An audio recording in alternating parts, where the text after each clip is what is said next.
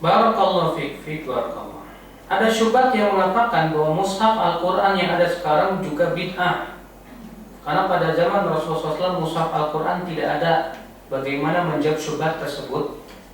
Pertama Bu, memang di zaman Rasulullah Al-Quran belum dikumpulkan menjadi sebuah mushaf.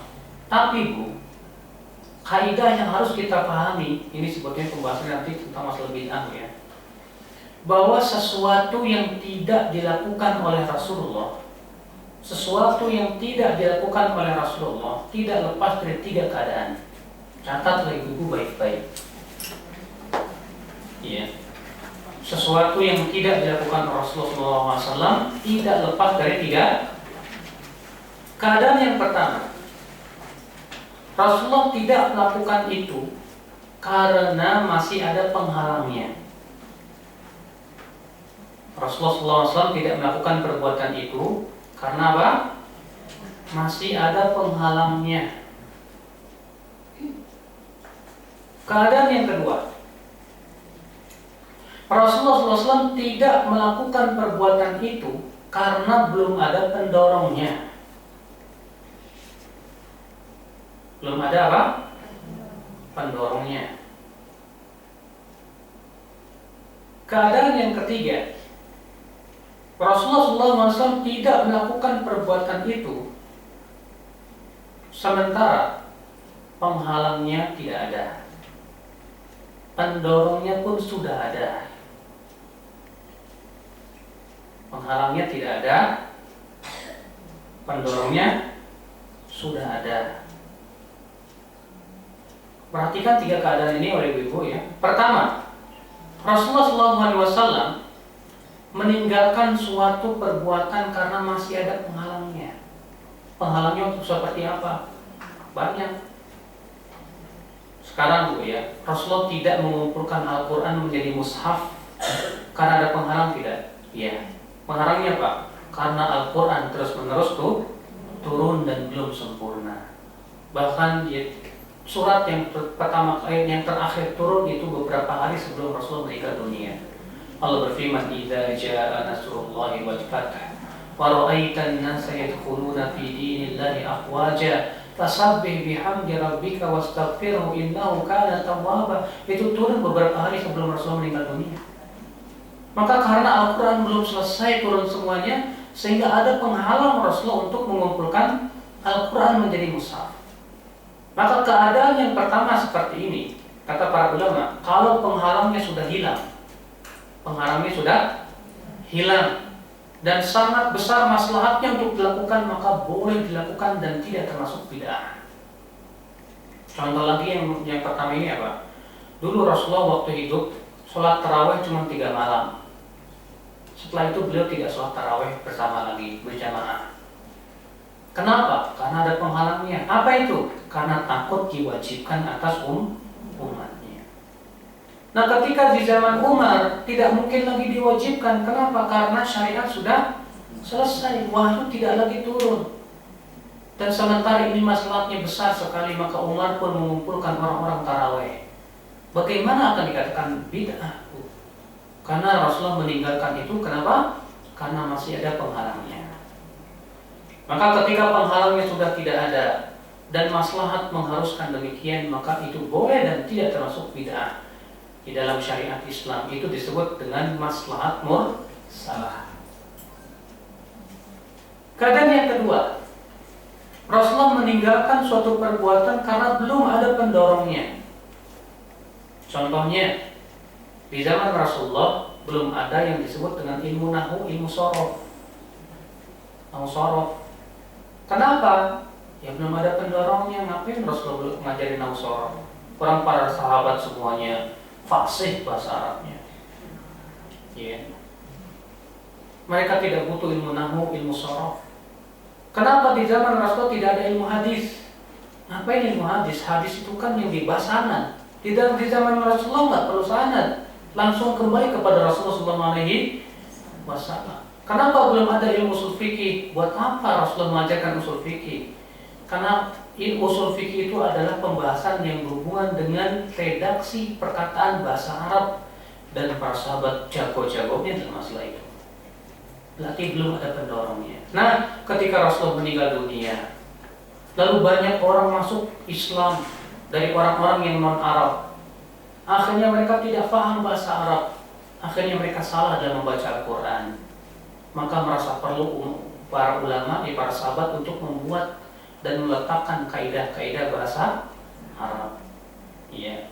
Bid'ah bukan? Ya tidak dong.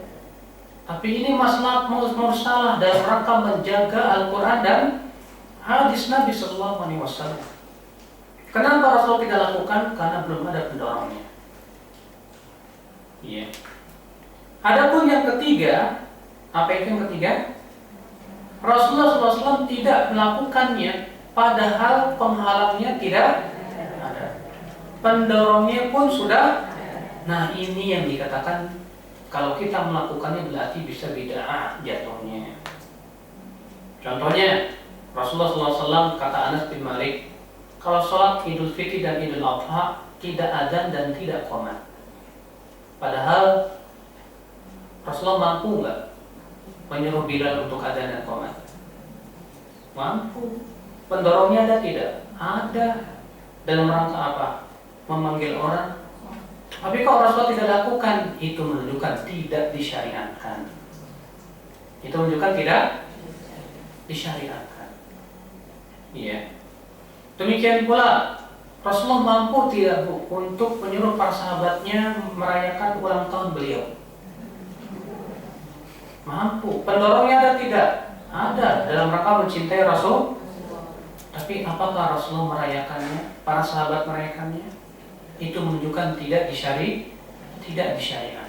Nah sekarang Bu, masalah mushaf Al-Quran masuknya yang kemana? Yang pertama, yang kedua, apa yang ketiga? Yang pertama. Jawaban yang kedua, walaupun di zaman Rasulullah belum dibuat mushaf Al-Quran, tapi Rasulullah sudah menyebut kata mushaf. Dalam hadis yang pernah ibu pelajari dalam kitab Matjarur Rabih, insyaallah, ya bahwasanya kata Rasulullah ada 7 amal yang pahalanya terus mengalir kepada si mayat walaupun si mayat sudah mati, orangnya sudah mati. Amal itu apa? Yang pertama ilmu yang bermanfaat. Yang diantaranya kata Rasulullah apa? Waman warratha mushafan, dan orang yang mewariskan mushaf. Rasulullah mengatakan orang yang mewariskan mushaf Al-Quran. Padahal di zaman Rasulullah mushaf Al-Quran belum ada. Tapi Rasulullah sudah mengisyaratkan dan menyebutkan akan adanya.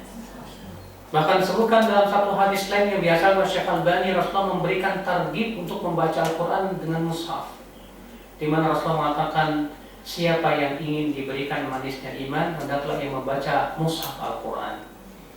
Mushaf Al-Quran ternyata sudah Rasulullah sebutkan jauh-jauh hari, padahal di zaman Rasulullah belum ada mushaf. Jadi bagaimana akan kita katakan itu bid'ah? Makanya orang yang mengatakan itu bid'ah, pertama karena kurang paham tentang hakikat bid'ah. Yang kedua kurang tahu tentang hadis-hadis Nabi yang menyebutkan tentang adanya mushaf. Yang ketiga bahwasanya mushaf itu memang telah Allah perintahkan dalam rangka menjaga Al-Quran.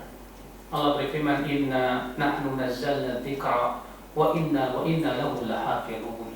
Sesungguhnya kamilah yang menurunkan dzikr dan kamilah yang akan menjaganya. Ini dalam rangka penjagaan Al-Quran. Bayangkan Bu, kalau Al-Quran tidak dimushafkan, ya, hanya sebatas di hafalan-hafalan orang-orang saja. Bagaimana maka kalau orang-orang penghafal Quran meninggal semua? Waduh, susah sekali. Ya. Demikian pula bayangkan Bu, kalau Al-Quran tidak dikasih harokat, tidak dikasih titik, ya, yang gundul aja puyeng masih ada titik-titiknya itu. Gimana kalau nggak ada titik sama sekali? Ini nun apa-apa, ininya apa ya, bingung. Padahal di zaman Rasulullah dulu yang namanya tulisan nggak ada titik, nggak ada ya harokat. Yang kemudian di zaman Hajjaj ibn Yusuf, di zaman Abdul Malik bin Marwan baru diletakkan titiknya. A titiknya 2, ba titik di bawah 1, ya, supaya untuk dibedakan. Maslahatnya besar tidak? Besar sekali. Makanya Bu, akan tampak sekali Bahwa maslahat mursalah itu maslahatnya besar dalam rangka menjaga pokok-pokok syariat, Al-Quran dan hadis. Tapi lihat perbuatan bid'ah itu tidak menjaga. Kalau tidak dilakukan pun tidak mengapa. Sekarang kalau kita tidak merayakan Maulid Nabi, bahaya nggak? Tidak. Ya. Maulid Nabi apa yang menjadi jaga? Kalau dikatakan ini kan dalam rangka mencintai Rasulullah, dan mencintai Rasulullah, apakah tidak bisa dengan sesuatu yang disyariatkan seperti menuntut ilmu Allah, menghidupkan sunnah Rasul? Bukan, justru cinta itu hakikatnya adalah menapaki jejak kaki Rasulullah SAW. Nah, ini yang Ibu sekalian ya. Jadi kita harus memahami bahwa tidak setiap yang Rasulullah tidak lakukan itu dikatakan bid'ah. Ada 3 keadaan tadi.